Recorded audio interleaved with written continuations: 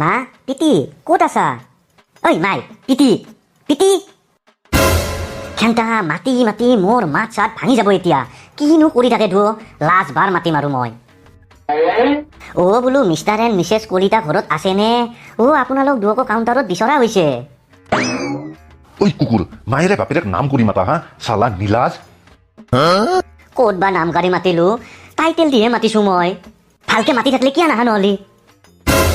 দেখো এতিয়া কিয় তেতিয়াৰ পৰা ইমান দেৰি আছিলি? মানে পিতি অলপ পইচা লাগিছিল, মানে লক্ষী পূজাৰ লটাৰী খেলা এখন পাতিম বুলি ভাবিছিলো। তামাম লাভ হয় পিতি, এণ্ড ডোন্ট ৱাৰি এনিথিং, অলপো লছ নহয় এইবাৰ। কি কলি তই? পইচা আৰু লাগে তোক হা, বেটা বংশা চেদৱা। চব্জি বেপাৰ কৰাৰ নামত পইচা নিলি, তামাম লছ হ'ল। ঘুগনিত দোকান দিম বুলি কৈ পইচা নিলি, তামাম লছ হ'ল। এতিয়া আৰু লটাৰী খেলাৰ কাৰণে পইচা লাগে তোক? আৰু লছ কৰিব আহিছা মোৰ হা গজমুৰা।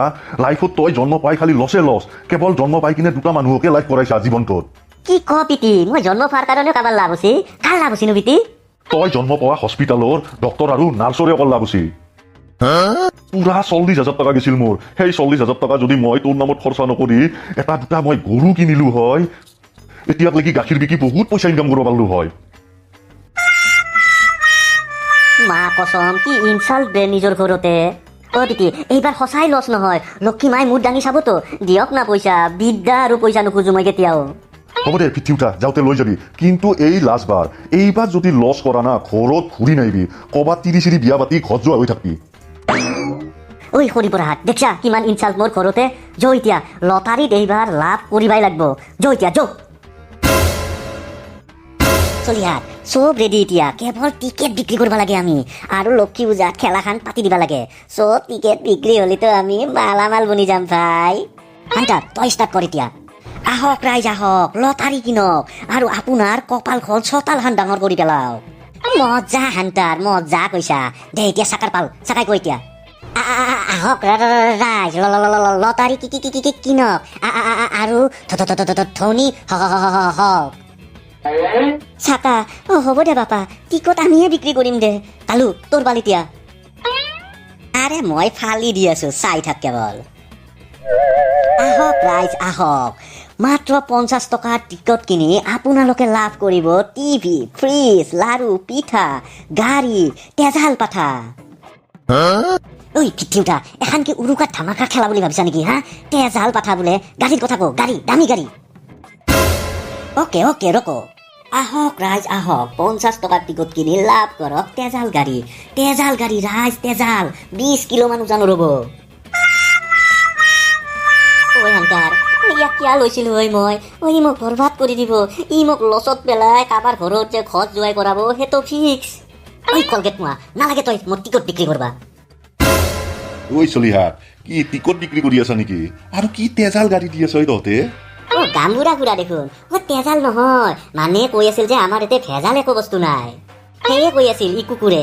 পিছে টিকেট কিনি লওক খুৰা, আপুনিতো পাবয়ে। আগতেও লটাৰীত আপুনি দেখোন 10খনমান বাছ পায়ে উঠছে। এনেও কিনিম মই। দে 100 মান টিকট দি দে, এনেও পাম মই এখনৰো বাছখন। হান্টাৰ খুৰাক টিকট দি ইমিডিয়েট।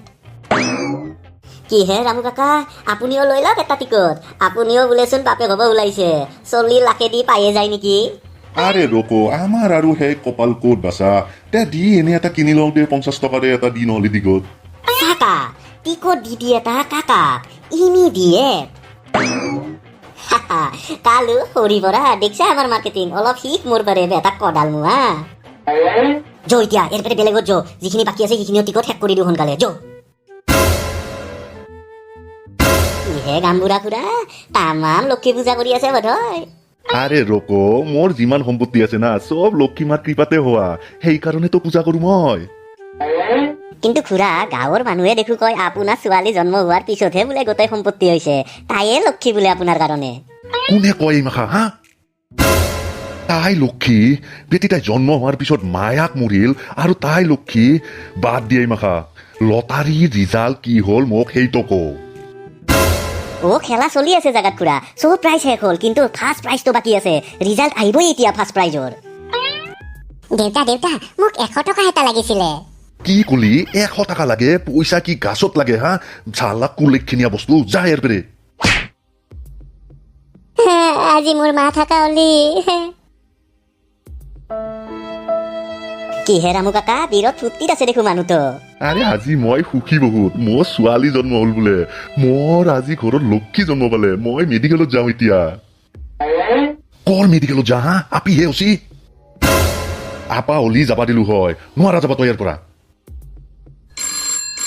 হেল্ল' কি কলি ফাৰ্ষ্ট প্ৰাইজৰ ৰিজাল্ট আহি গেল নেকি দেখো লাষ্টৰ নাম্বাৰটো কি কলি 0004 ওকে ৰামু কাকা আপোনাৰ টিকটৰ নাম্বাৰটো কিমান আছিল লাষ্টত 0004 আছিল কি কৰ ৰামু কাকা ফাৰ্ষ্ট প্ৰাইজটো নহ'লেচোন আপুনিয়ে পাইলে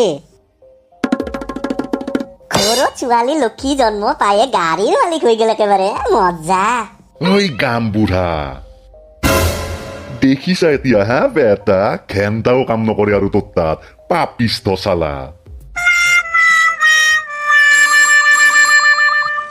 হেল্ল' কি মোৰ পাঁচখান গাড়ী একেলগে এক্সিডেণ্ট হ'ল ৰক মই বৰবাদ হৈ গেলো ঘৰত লক্ষী পূজা পাতি লক্ষী মাই কিয়া কৰিব লাগে মোৰ লগত ঐ গাম্বুৰা খুৰা ঘৰৰ লক্ষীক সন্মান নকৰি লাঠি গুৰি মাৰি থাকিলে লক্ষী মায়েও হেল্প নকৰে বুজিছা ঘৰৰ লক্ষীক মাৰা ধৰা কৰি থাকা আৰু লক্ষী মাই মনে মনে চাই থাকিব ন' চান্স ঠিকে কৈছা তহঁতে মোৰ তাই জন্ম হোৱাৰ কাৰণেহে আজি মই এনেকুৱা ধনী আৰু তাইকে মই সদায় মাত ধৰ কৰি থাকো তাইহে আচলতে মোৰ আচল লক্ষী একো নাই খুৰা দেৰিকে হলেওতো বুজি পাইছে ন পিছে খুৰা এটা কথা কওঁ নেকি আৰে কালু এটা কিয় দুটা কথা কোৱা নাই মানে খুৰা ময়ো ডাঙৰ হৈ আহিছো আৰু আপোনাৰ ছোৱালীও ডাঙৰ হৈ আহিছে গতিকে আপোনাৰ তাত যে বাকী 5খন গাড়ী বাচি ৰ'ল তাৰে 3খন যদি মোক দিয়ে আপোনাৰ আপিক ভাল পাব মই আগবাঢ়িব পাৰো কিন্তু কি কলি তই বেটা চৌৰিয়াৰ বাচ্চা কপালত গুৰি নাখাওঁতে চাইড যা তই মোৰ কাষৰ পাৰে ঐ মৰাণ নোহোৱা সৰি পৰা তোত থাকি কেতিয়াবা যে আমি ক'ৰবাত বানা খাম চিয়ৰ সেইটো জো এৰ পেৰে বেটা বাং নামোৱা